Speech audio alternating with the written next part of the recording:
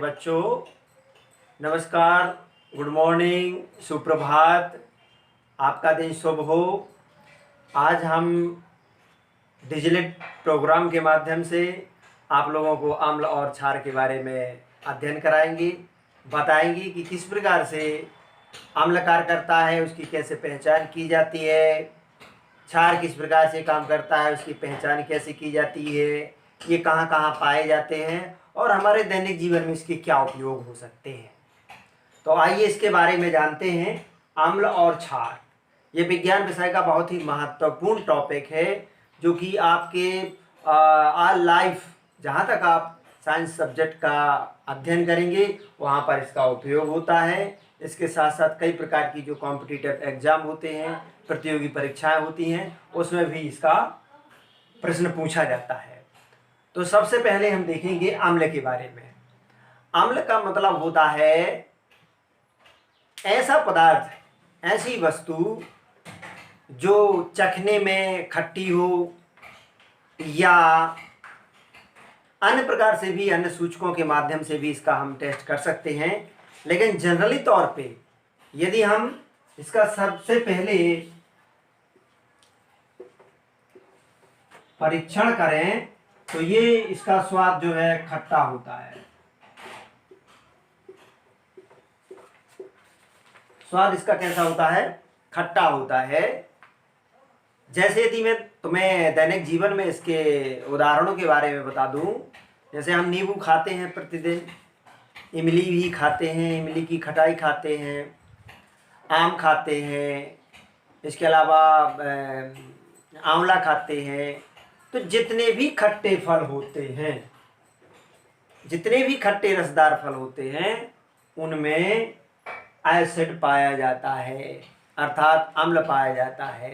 ये अम्ल जो है एक ग्रीक भाषा एसिड से दिया गया है। एसिड, एसिड, इसका अर्थ होता है खट्टा। लैटिन भाषा में इसका अर्थ होता है खट्टा। तो उसी के आधार पे इसका नाम हमने अम्ल रख दिया। तुम अपने दैनिक जीवन में कई प्रकार के ऐसे अम्ल होंगे जो देखते होंगे कि हम भोजन के रूप में उसका उपयोग करते हैं। तो ये अम्ल जो होते हैं ये स्वाद में खट्टे होते हैं। इसके उदाहरण क्या क्या हो जाएंगे? आम हो गया, नींबू हो गया, आंवला, इमली। इसके अलावा और भी जो खट्टे पदार्थ होते हैं उनमें हम अम्ल की मात्रा पाएंगे। उसी के साथ यदि क्षार की बात करें तो क्षार जो होते हैं ये स्वाद में कड़वे होते हैं। इनका जो स्वाद होता है ये कड़वा होता है। स्वाद में कैसे होते हैं? कड़वे, कड़वे होते हैं क्षार।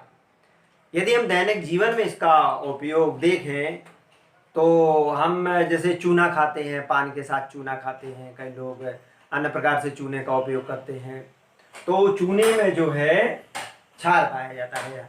ये जो क्षार होता है ये इसका यदि हम हाथ से इसका स्पर्श करें तो हम देखेंगे कि ये चिकनाहट लिए हुए होते हैं। जैसे कि दूसरा हम उदाहरण देख सकते हैं साबुन। साबुन जो होता है, साबुन भी एक प्रकार का क्या है? क्षार है। इसका यदि कभी तुम लोगों ने देखा होगा, नहाते समय यदि मुंह में चला जाए तो उसका स्वाद कैसा होता है? एकदम कड़वा, तीखा टाइप का। तो ये जो होते हैं ये क्या होते हैं? क्षार होते हैं। इसके अलावा यदि हम राख की बात करें, राख भी एक प्रकार की क्षार है जो कि स्वाद में कैसी होती है? कड़वी होती है। तो ये हो गया अम्ल और क्षार, इसकी पहचान। इसके अलावा यदि हमें अम्ल और क्षार की पहचान करना है तो कुछ सूचक होते हैं। सूचक जो होते हैं वो सबसे महत्वपूर्ण होते हैं, क्योंकि हर अम्ल और हर क्षार हम स्वाद के द्वारा इसका अनुमान नहीं लगा सकते हैं। इसको स्वाद के द्वारा, हम टेस्ट के द्वारा इसका आकलन नहीं कर सकते हैं। क्यों? क्योंकि कई प्रकार के ऐसे अम्ल होते हैं जो हमारे लिए बहुत घातक होते हैं। यदि हम उसको मुंह में रख लेंगे, उसका टेस्ट लेंगे तो हमारा मुंह क्या हो जाएगा? जल जाएगा, फट जाएगा, कई प्रकार की रिएक्शंस हो जाएंगी जो कि घातक होती हैं। इसलिए इसको चेक करने के लिए, इसकी जांच करने के लिए हम अन्य प्रकार के सूचकों का उपयोग करते हैं। जैसे एक होता है लिटमस पत्र,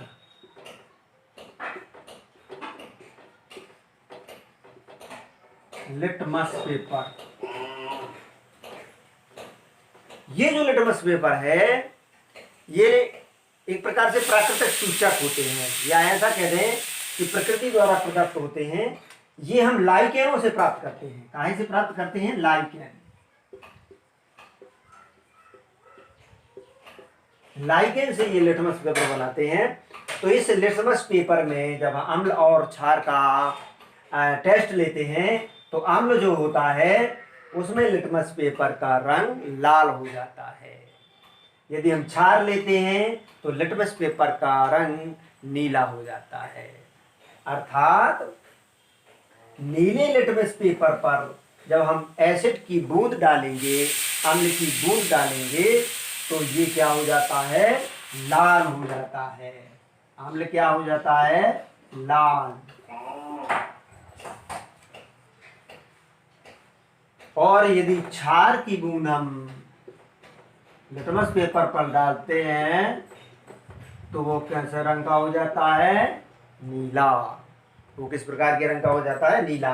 तो इस प्रकार से हम यहाँ कह सकते हैं कि लिटमस पेपर पर यदि हम एसिड की बूंद डालेंगे तो वो लाल रंग का हो जाएगा, और लिटमस पेपर पर यदि हम क्षार की बूंद डालेंगे तो वो नीला हो जाएगा। इस प्रकार से यहाँ पर हम ये देख लेंगे कि ये अम्ल है और ये क्षार है। यदि उसका रंग लाल हो जाता है तो वो हम कह देंगे अम्ल है। यदि उसका रंग नीला हो जाता है लिटमस पेपर का तो हम कह देंगे वो क्षार है। इस प्रकार से अब इसके और दैनिक जीवन में हम इसके उपयोग बता दें। जैसे अम्ल होता है, जो नींबू होता है, नींबू में सिट्रिक अम्ल पाया जाता है। कौन सा अम्ल पाया जाता है? Citric acid. नींबू में कौन सा एसिड पाया जाता है? Citric acid. इसी प्रकार से जो चींटी का डंक होता है उसमें फॉर्मिक एसिड होता है, फॉर्मिक एसिड। उसी प्रकार से एक सिरका होता है, सिरका, सिरका में जो है एसिटिक एसिड होता है, एसिटिक एसिड। तो इस प्रकार से ये बहुत सारे पदार्थ हैं जिनका हम उपयोग करते हैं। सिरके का उपयोग तुम जो है कई प्रकार के जो भोज्य पदार्थ हैं उसको सुरक्षित करने के लिए, संरक्षित करने के लिए करते हो।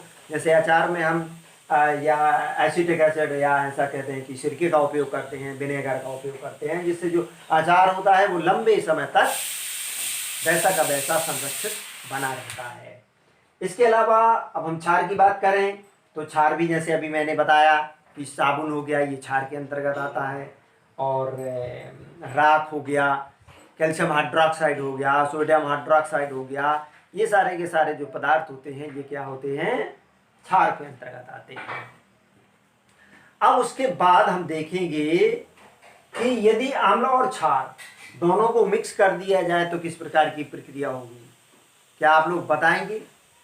अम्ल और क्षारों को मिला करके यदि हम एक कर दें तो क्या दोनों के गुण उसमें पाए जाएंगे या किसी भी प्रकार के गुण नहीं पाए जाएंगे?